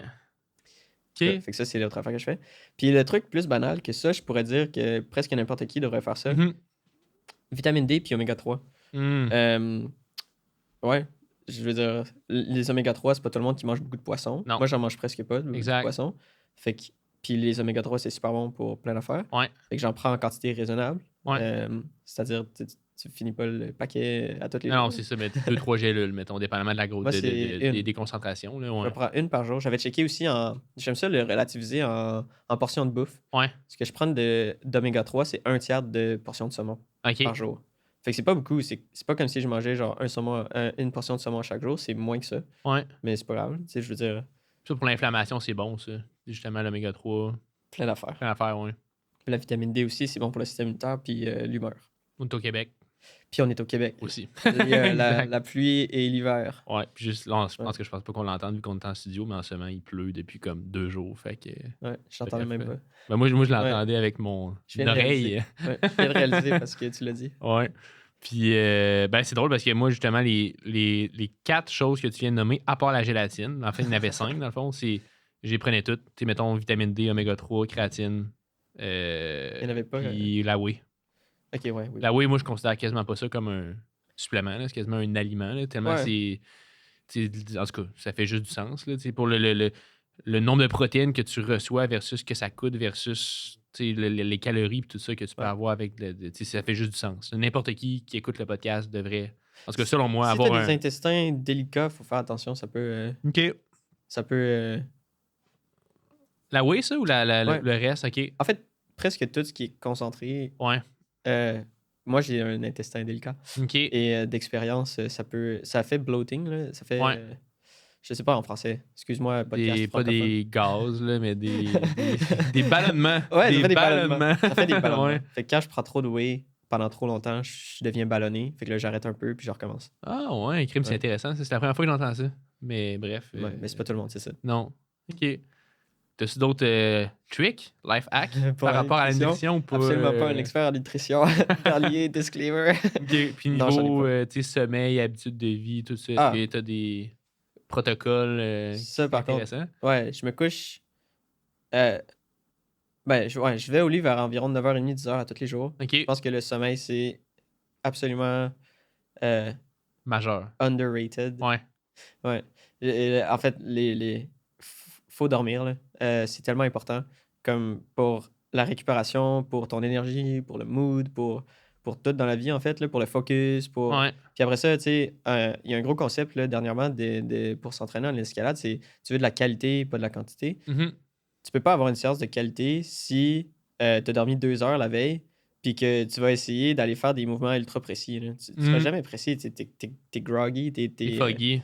Ouais, ça marche pas. Là. Ouais. Faut Non, c'est dormir. vrai. C'est clair. C'est clair. Fait que ouais, je dors, puis j'essaie de me réveiller naturellement. Ça, c'est une affaire qui m'a vraiment aidé. T'essaies de te réveiller naturellement à tous les matins, à peu près à la même heure. Ouais. Fait qu'au début, tu te pars avec une alarme, puis là, tu te réveilles, mettons, à toutes les heures, à tous les jours à 7 heures. Puis à un moment donné, tu finis par enlever l'alarme, mais ton corps est comme habitué à se réveiller tout le temps à 7 heures. Fait que tu continues de te réveiller à 7 heures naturellement. OK. C'est les affaires que j'ai fait pour le Audacieux. sommeil. Ouais. Fait que là, tu dors plus d'alarme? Non, pas d'alarme. Sauf s'il faut que je me lève. Genre, admettons que j'ai quelque chose qu'il faut absolument pas que je manque. Là, je mets une alarme. OK. Mais en général, je me réveille, no joke, genre Ok. 2 minutes avant l'alarme. Mettons, la job fait pas partie de ça, on va dire. Comme pour l'alarme, non? Ça dépend à quelle heure je commence. OK. Mais ouais. Mais Ah, ouais, c'est ouais. ça, je me lève toujours 2 minutes avant l'alarme. OK. On dirait que mon corps le sait, puis Ouais. Tu te lèves à quoi, 7 heures, genre? environ, ouais. OK. Fait que t'as quand même un... 6 heures des fois. T'as 9 heures de sommeil, ça veut dire, là, c'est bon. Là. Ouais. Moi, je suis Excellent. quelqu'un qui a besoin de plus de sommeil. OK. Il y a des Comme gens c'est- qui sont bien chill à 6. Moi, c'est 7-8, là. Ouais. 7-8, 8-9. Ouais, ben moi, je me couche, mettons, souvent, c'est à 10h30, 11h. Je me 11h, ouais. Des fois, 11h30, je me lève à 7. Pas mal. C'est quelque chose que c'est vraiment traître parce qu'on peut fonctionner en manque de sommeil pendant Ouais. vraiment longtemps. Puis ça devient ton nouveau normal, le manque de sommeil. Puis à un moment donné, quand tu l'essayes de bien dormir, là, tu te sens vraiment différent. Puis t'es comme, what? C'est quoi ça? Je me sens tellement bien. Fait que, Hein? ouais, après ça, tu ne veux plus être en manque de sommeil, essentiellement. Ton nouveau À chaque fois, baseline est plus haut. ouais, c'est ça. À chaque fois que tu manques de sommeil, tu le sens. Puis là, t'es comme, fuck, je manque de sommeil, c'est plate. Ouais. Fait que, ouais, le sommeil, c'est. Ouais, c'est clair. Puis, tu sais, moi-même, je pense que, tu sais, mettons dans la pyramide là, des habitudes de vie, je pense que le sommeil passe quasiment avant l'alimentation. Tu sais, ou c'est à égalité, là, pas loin. Là. Ouais. Ouais, parce que, tu sais, tu peux pas train si tu dors pas. Tu sais, même si tu as le meilleur training sur la planète, si tu manges pas bien, tu récupéreras pas tes trainings. Puis même si tu manges super bien, puis que tu t'entraînes super bien, mais si tu dors 4 heures par nuit, tu n'auras pas plus de récupération. Fait que dans ma tête, à moi, le sommeil passe avant quasiment ces deux choses-là. Tu sais. Tu récupères pas puis tu peux pas performer. Ouais. Toi, puis t'es pas là. T'es une gélule ouais, d'oméga 3. T'es juste pas là. Ouais. OK. Cool. Dernière chose que je voulais qu'on parle. T'as lancé ta marque Micmoche. Michmush. Mais Yes. ouais, j'ai inversé le mot, mais. Michmush. No stress. On en a parlé au début de la. En fait, en tout cas, on en a parlé un petit peu au début de l'émission, vite. C'est quoi ta mission par rapport à ça? Puis au-delà des vêtements, est-ce qu'il y a quelque chose, est-ce qu'il y a un message que tu veux passer aux grimpeurs grâce à ce mouvement-là que tu veux créer? Un message? Pas encore, non. Mais, Une mission. Ouais, j'ai une petite mission. En fait, Ouais. au début, Michmush, c'est né de juste vouloir financer mes championnats canadiens à chaque année. Mhm. Parce que je suis pas Hugo Dorval. Ouais. Je ne fais pas les finales à chaque année. Ouais. Mais pas du tout. C'est à peine si je me qualifie, genre, puis que je touche au bloc de qualif. Ouais. Fait que c'est vraiment un gros hobby de payer Mhm. l'avion pour aller dans les autres provinces, l'hébergement pendant le comme 4-5 jours que ça prend, puis tout ça, là. Mhm. Puis la compé elle-même qui coûte cher. Fait Ouais. que c'est vraiment un gros investissement d'argent. Fait que le but initial, c'est de financer Ouais. mes compés. Mais je veux pas non plus que ce soit juste une genre de charité envers moi. OK. Tu veux que ce You soit know? une business, mettons. Ouais, je veux donner quelque chose. Je veux que les gens achètent Michmush parce que Michmush fait quelque chose de bien pour la communauté Ouais. d'escalade. Puis ma première idée de quoi faire, mais je veux comme juste toujours améliorer le brand. Je veux que Ouais. graduellement, sur une dizaine d'années, ça devienne vraiment quelque chose de qualité ou que ça disparaisse complètement parce que je ne vais pas laisser vivre quelque chose de mauvaise C'est qualité. pas nice. OK, ouais. Mais la première idée, donc, c'est de rendre l'escalade extérieure un peu plus démocratisée sans perdre l'accès à l'escalade extérieure au Québec. OK. Ça, c'est, je veux dire, c'est un gros défi parce que l'escalade au Québec, c'est souvent sur des terrains privés. Ça, tout le monde le Tout le sait. monde est pas mal au courant, ouais. Ouais. Puis, ben, vu que c'est un terrain privé, si le propriétaire décide qu'il n'aime plus ça qu'on vienne, ben, il peut juste nous barrer l'accès. Ouais. Right? Mais en même temps, puis là, le réflexe qu'on voit souvent, c'est de comme, rendre l'information difficile à trouver. C'est vrai. C'est vrai. ouais. Ouais. Puis moi, j'aime pas ça. Je trouve ça un peu, pas stupide. Tu sais, c'est normal, c'est naturel. C'est pour, mais en même temps, c'est contre le sport. Ouais, Tu c'est sais, tu veux ça. garder le sport accessible, mais en même temps, tu Voilà. peux pas le donner accessible à tout le monde parce que si tu le rends accessible à tout le monde, il sera plus accessible après. Voilà, Tu sais, c'est ça. Ouais. C'est l'espèce de paradoxe qu'on est au Québec. Ouais. Mais, puis, fait que ça, le sport est pas accessible pour tout le monde. Mais aussi, les gens qui finissent par trouver l'information, parce qu'elle se trouve, c'est facile, ben pas facile, mais Faut que tu cherches un peu, mais. kind of facile, à Ouais. force de parler à beaucoup de gens, de savoir où aller. Mhm. Mais si tu fais du bouche à oreille par 8 personnes, tu perds les informations importantes de quoi ne pas faire pour garder l'accès au site. Ça, c'est le gros problème que je vois. C'est comme, faut partager l'information au minimum de comment respecter le site, comment garder l'accès. Mhm. Puis il y a une petite anecdote là, de gens que je connais, par exemple, qui avaient été à Mont-Carmel, Ouais. puis qui avaient fait un feu dans le bois parce qu'ils pensaient qu'ils pouvaient faire un feu dans le bois. Aïe, aïe. Mais c'est juste, c'était naïf, là. Après ça, ils ont réalisé comme, on n'aurait jamais dû faire le feu là, on aurait dû comme aller sur un terrain de camping. Ben oui, man. Un peu dans le bois. Ouais. Mais c'est ça. Fait que c'était comme une erreur naïve de Ouais. comme, il y avait personne pour leur dire Je savais pas. ce qu'ils ont le droit de faire, ce qu'ils n'ont pas le droit de faire. Fait que, ouais, c'est ça, je pense. au minimum, pour les sites fédérés, là, il devrait avoir une ressource quelque part qui te dit quoi faire, quoi pas faire. Puis, tu sais, même si Mishmush, ça finit par être... Parce que là, oui, je ramasse des fonds en vendant des chandails. Ouais. Même si ça finit par être juste un gros don à la FQME pour faire ça, ben, je veux dire, ce sera ça. Puis, puis la FQME, excusez, la FQME le fera, tu sais. Ouais. Ça me dérange pas que Mishmush meure à quelque part. C'est juste que je voulais, c'est ça, donner quelque chose. OK. Puis j'ai aussi C'est hot. une espèce d'ambition sans moyens, là, Ouais. de rendre la compétition en escalade vraiment plus mainstream. Ouais. Ça aussi, ça va peut-être fâcher des gens. Là, Non, mais c'est cool. C'est vrai, Ouais. parce qu'il y aurait plein de monde, je suis sûr, qui voudrait faire de la compétition, mais qui pensent pas qu'ils sont qui pas trouvent que c'est capables trop ou que dur. c'est loin. Là. Ouais, parce qu'en ce moment, la compé, on s'entend même les compés, genre dans les gyms. Je veux dire, tu sais, tu peux y aller, puis il y a des blocs faciles, puis c'est fun. Puis c'est vraiment une belle ambiance. Je veux pas cracher sur les compés. Ouais. C'est juste que actually performer, puis actually faire les finales, de manière normale, de manière compréhensible, c'est réservé à l'élite. C'est réservé à Hugo le 5%, Victor et... ouais. Le 1% même, ouais. Ce qui est normal, c'est ça la compé. Mais dans les autres sports, il y a plusieurs compétitions de différents niveaux. Là. Il y a toutes les différentes tranches. Juste au soccer, tu as le 3A, le 2A, le A, le récréatif. Fait qu'essayer de... Comme je disais, c'est un désir sans moyens. Une ambition sans moyens, c'est rendre ça plus gros. Je sais pas comment encore. Qu'il y ait des compétitions de plusieurs niveaux, par exemple. Ouais. Puis Mishmush pourrait peut-être... Tu sais, je pourrais collecter de l'argent, puis après ça, aider les bonnes personnes qui vont faire ces moyens-là. Genre, c'est nice, ça me parle. Voilà. Peut-être qu'un jour, on va avoir une business ensemble d'ouvrir des compétitions. Who knows? Who knows? Mais en tout cas, c'est sûr que... En tout cas, moi, personnellement, c'est sûr que j'aimerais ça backer un projet comme ça. Je trouve ça hot. Là. C'est cool. Là. Même moi, je suis pas à un niveau pantoute de faire des compétitions, mais c'est sûr que s'il y avait des compétitions, mettons, pas dans le 3A, là, mais dans le 2A ou dans le A, j'irais en faire parce que c'est juste cool. Là. L'ambiance, c'est le fun. Tu dépasses, tu es comme dans un environnement qui est différent. T'sais. Les compétitions juniors, je sais pas si c'est comme ça, là, mais j'avais vu que tu as des divisions. Fait que les juniors, c'est déjà un peu comme ça. Tu as des tranches d'âge. Fait que les différentes tranches d'âge compétitionnent entre eux. Puis tu as différentes divisions aussi. Fait qu'il y en a des plus forts, puis il y en a des un peu moins forts. Mais juste ramener ça aux seniors, ce serait cool. Puis là, ben, tu sais que une compétition division 1, ça va être un gros show. Puis là, tu peux vendre peut-être des billets spectateurs pour le gros show. Puis dans le même événement, à côté, faire une compétition amicale où est-ce que le plus dur, c'est comme moins dur. Exact. C'est mettons jusqu'à je sais pas quel code. Si t'es un grimpeur de D1, mais tu peux pas aller dans le D2, là, c'est pas juste. Illégal. Exact. Ça. J'aime ça, man. What's next pour Jean-Michel dans les prochains mois? M'entraîner dans les prochains mois, dans les prochaines semaines, m'entraîner pour les petites compés à Montréal que je me suis inscrit. Ben, les petites compés, c'est quand même des grosses compés. Là. Mais c'est ça.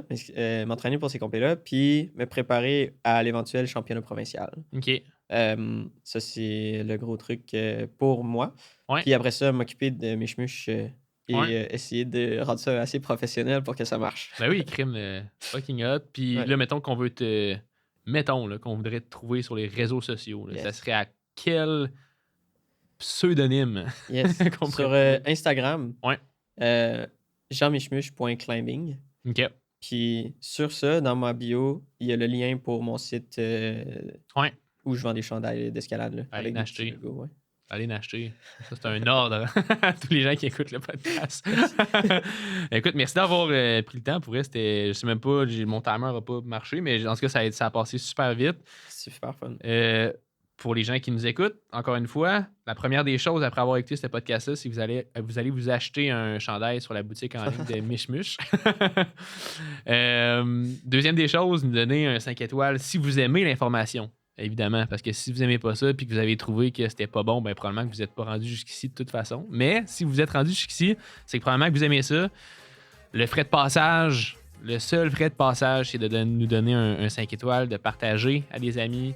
Ça nous fait grandir, ça nous permet de rendre le sport et la visibilité à l'escalade francophone meilleure. Fait que merci à tous, puis cheers. Oui, il est fini, mais cheers. Nice. Yeah!